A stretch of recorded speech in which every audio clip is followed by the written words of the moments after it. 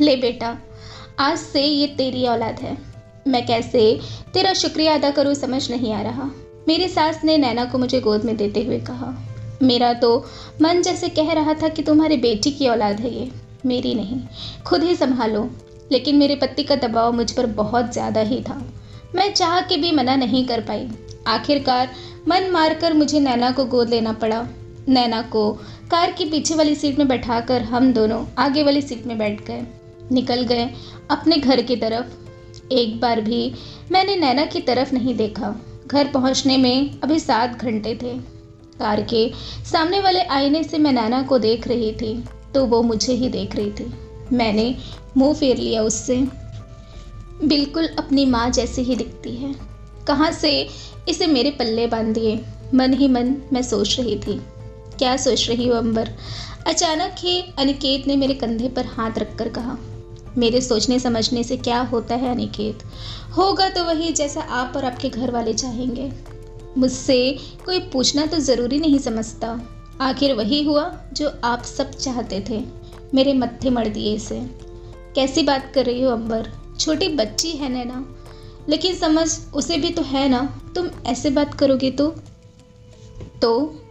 क्या? अनिकेत, ये मेरी बेटी नहीं है।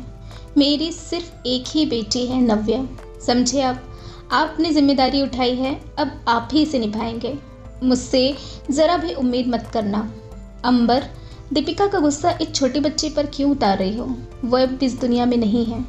उसकी बेटी अब हमारी जिम्मेदारी है। हमारी नहीं अनिकेत, सिर्फ और सिर्फ आपकी।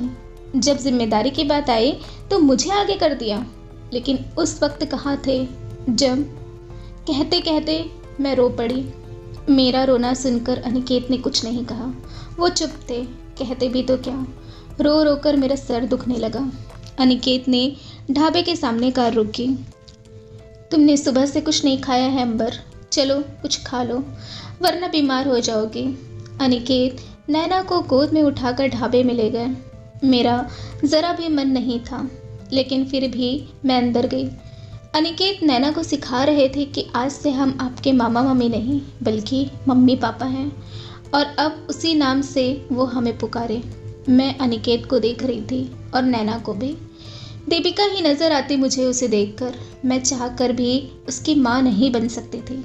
आखिर कैसे भूल जाऊँ कि इसकी माँ ने मेरे साथ क्या किया था। अंबर, वहाँ क्यों खड़ी हो? यहाँ आओ। अनिकेत ने मुझे आवाज़ दी। मैं चुपचाप जाकर उनके बाजू में बैठ गई। नैना सामने बैठी थी हमारे।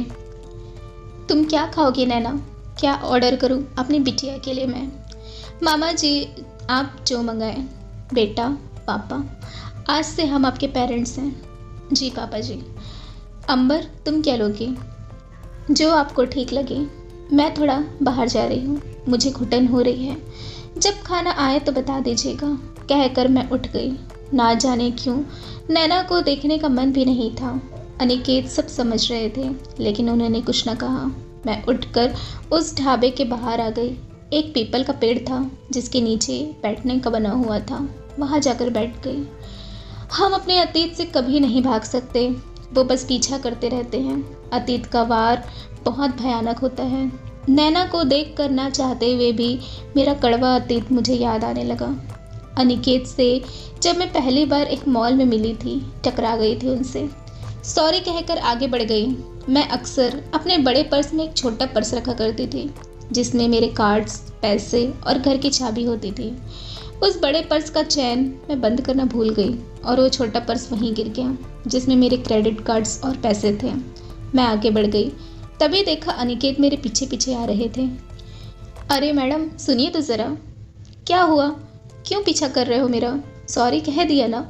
तुम लड़के ना कोई लड़की देखी नहीं कि आ जाते हो पीछा करते हुए। आपका पर्स ले लीजिए। माफ़ कीजिएगा, आपका पीछा बस इसीलिए कर रहा था। और वो चले गए। इस बार मैं उनके पीछे थी। अरे सुनिए तो मैडम, क्यों पीछा कर रही हो? सॉरी कह दिया ना। आई एम सॉरी, मुझे आपसे ऐसे बात नहीं करनी चाहिए थी। और यही वो दौर था जहाँ से हमारे मिलने का सिलसिला शुरू हो गया। दोस्ती हुई, प्यार हुआ और बहुत मुश्किलों से शादी। घर वालों को मनाना आसान कहाँ था। हमारे कास्ट अलग थे। घर वालों ने बहुत आपत्ति जताई, लेकिन हम दोनों के जिद के आगे किसी की ना चली और मैं आ गई अनिकेत की दुल्हन बनके।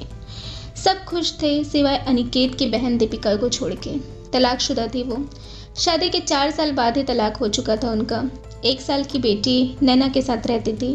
जब शादी करके आई तो सोच लिया था कि सबका दिल जीत लूँगी, लेकिन मुझे क्या पता था कि नरक का दरवाज़ा मेरा इंतज़ार कर रहा है मुझे जलाने के लिए। अनिकेत उसी शहर में नौकरी करते थे जहाँ मेरा ससुराल था। हम साथ रहते थे। 1 महीने तो अच्छे से बीत गए, लेकिन जैसे जैसे वक्त आगे बढ़ रहा था मुझे अनिकेत के घर वालों ने टॉर्चर करना शुरू कर दिया था। दीपिका पूरे दिन बैठे रहती, कुछ ना करती थी, लेकिन मुझे इससे भी कोई परेशानी ना थी। लेकिन उसका स्वभाव मेरे लिए बहुत अलग था। हर काम मुझसे करवाती। सास और ननद दोनों का बस एक ही काम होता था कि मुझे परेशान कैसे करे। मैं फिर भी बर्दाश्त कर रही थी, सोचती रही कि अंत में सब ठीक हो जाता है। नैना 2 साल की हो गई थी। वो मुझे बहुत पसंद करती थी और मैं उससे। एक बार जब मैं नैना के साथ खेल रही थी तब अचानक दीपिका ने उसका हाथ पकड़ा और उसे अंदर ले गई कमरे में। बेटा, मम्मी अच्छी नहीं है, मत खेलना उसके साथ, बहुत बेकार है वो। मैंने ये बात सुन ली थी, तब भी कुछ न कहा। अब नैना जब भी मेरे साथ खेलने आती दीपिका उसे खूब डांटती, मारती भी थी। मेरे समझ नहीं आ रहा था कि क्या परेशानी है। धीरे धीरे नैना ने मेरे साथ खेलना बंद कर दिया। सास से बात करने का फ़ायदा मुझे नहीं दिखा, क्योंकि वो खुद भी वैसी ही थी। मुझे परेशान करने में इन लोगों को अब मज़ा आने लगा। अनिकेत से बात करना भी चाहा तो वो सब उनके सामने बहुत अच्छे बनते थे। ऐसा लगता था जैसे कुछ हुआ ही नहीं हो। अनिकेत इन सब बात से अनजान थे। तो दोस्तों, ये थी मेरी कहानी का पहला पार्ट। अगले पार्ट मैं जल्दी ही लेके आने वाली हूँ। तो आपको अगर कहानी अच्छी लगी हो तो प्लीज़ लाइक, कमेंट, शेयर ज़रूर करें। मेरे चैनल को सब्सक्राइब करना ना भूलें। तो मिलते हैं आपसे इसके दूसरे पार्ट में जल्दी ही। तब तक के लिए टेक केयर, बाय बाय।